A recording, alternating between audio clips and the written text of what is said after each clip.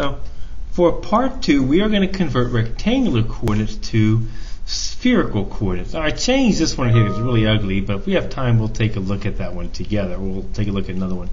So when I want to convert, well, the first thing I notice is on the right side of here, I got this x squared plus y squared plus z squared equals 2z squared. Well, the first thing I notice is this x squared plus y squared plus z squared. Well, I know from my formulas that that is just rho squared. And that's going to equal 2, and I can replace z squared with rho squared cosine squared phi. And if I bring this over, we would get rho squared minus 2 rho squared cosine squared phi equals 0. And I can factor out a rho here, and we get 1 minus 2 cosine phi equal to squared phi equal to 0. Now I'm going to get two answers here. I get rho equals 0, and I'm going to get cosine squared of phi equal to 1/2. Sorry, but I factored out a rho squared there. So I get basically rho equals 0 in this. Now this right here, we don't really worry about. This is basically saying the radius is 0. This is a failed sphere, basically. It's a failed sphere. When you're saying rho is 0, you're saying that we have a failed sphere. That's a sphere with a radius of 0. You might remember we called this the other day. This would be considered a degenerate sphere. That's another name for it. So the only one we have to worry about is this cosine squared phi equals 1/2. So let's try number 4. Same way. Again, I got this rho x squared plus y squared plus z squared. And again, this is just saying rho squared minus 4. And again, I can write this as rho cosine phi equals 0.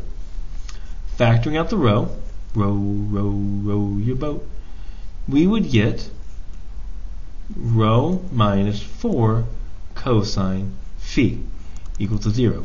And again, I get two possible answers. Rho equals 0 and rho equals 4 cosine phi right there. Now, like we already said before, this is a failed sphere. In other words, this is a degenerate sphere right there. So our answer is going to be just this 4 cosine phi. And our last one, let's say x equals 10. Well, we know what x is equal to. This is rho sine phi cosine theta, that's my rule, equals 10. Now you can leave it like this, but we typically like as a variable, we solve for rho. Good afternoon. We get rho equals 10 over sine phi cosine theta, which is 10 cosecant phi secant theta.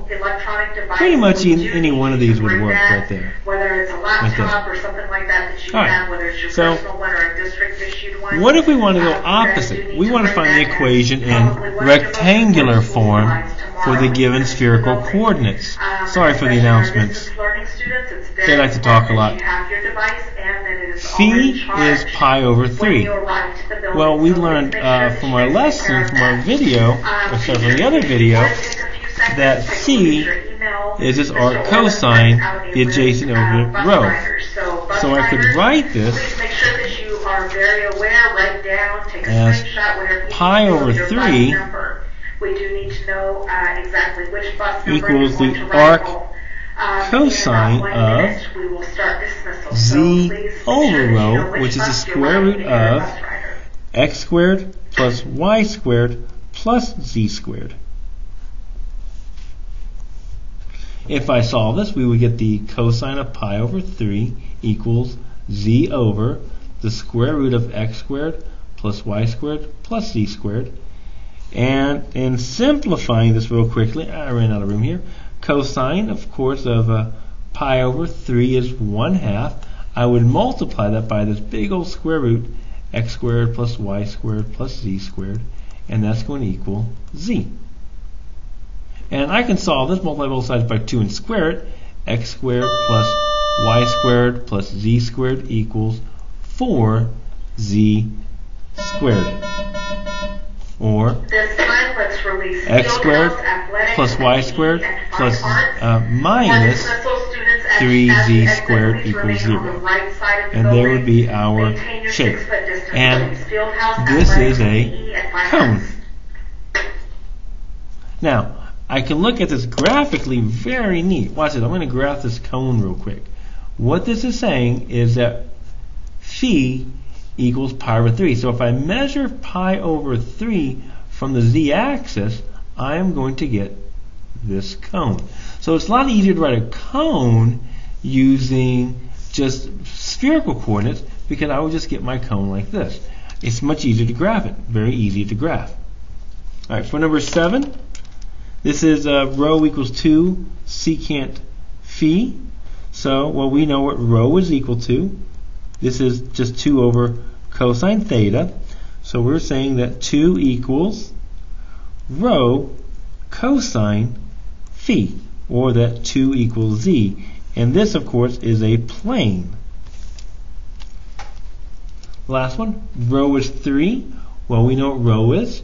Rho is the square root of x squared plus y squared plus z squared equals 3. So we would get x squared plus y squared plus z squared equals 9. And this is our sphere. So everywhere that there's going to be a sphere. Quick way to write a sphere. Okay, the ball area looks pretty clear, so we're going to go ahead with the next one. The last one, we want to find out how we would convert the cylindrical coordinate into a spherical coordinate. Remember, this is cylindrical, so that's r theta z. And we want to get into spherical coordinates, which is rho phi or theta phi.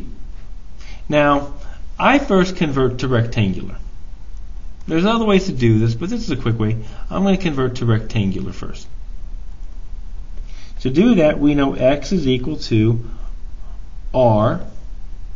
If this is rectangular, x is equal to r cosine theta, which is going to be 3 times the cosine of 2 pi over 3. And if you simplify that, you get negative 3 over 2. Y is equal to r sine theta, which is going to become 3 sine 2 pi over 3, which becomes 3 root 3 over 2. Z, of course, is just negative 2. Now, I want to convert this into spherical, into my spherical coordinates. And rho,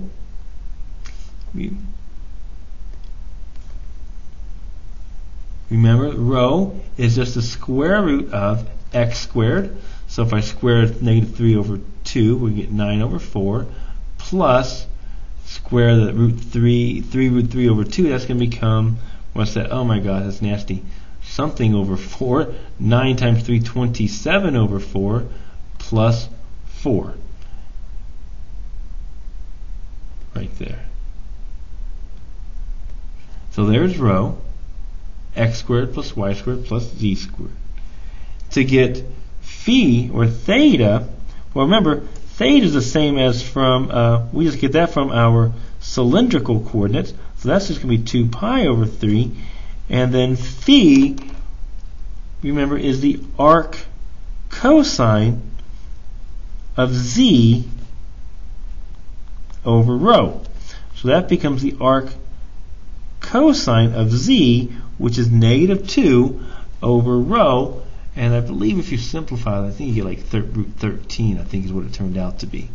And I'm going to use my calculator to get that. I get 2.159 radians. So we would get the square root of 13, which I believe what rho becomes. 2 pi over 3, 2.159 radians.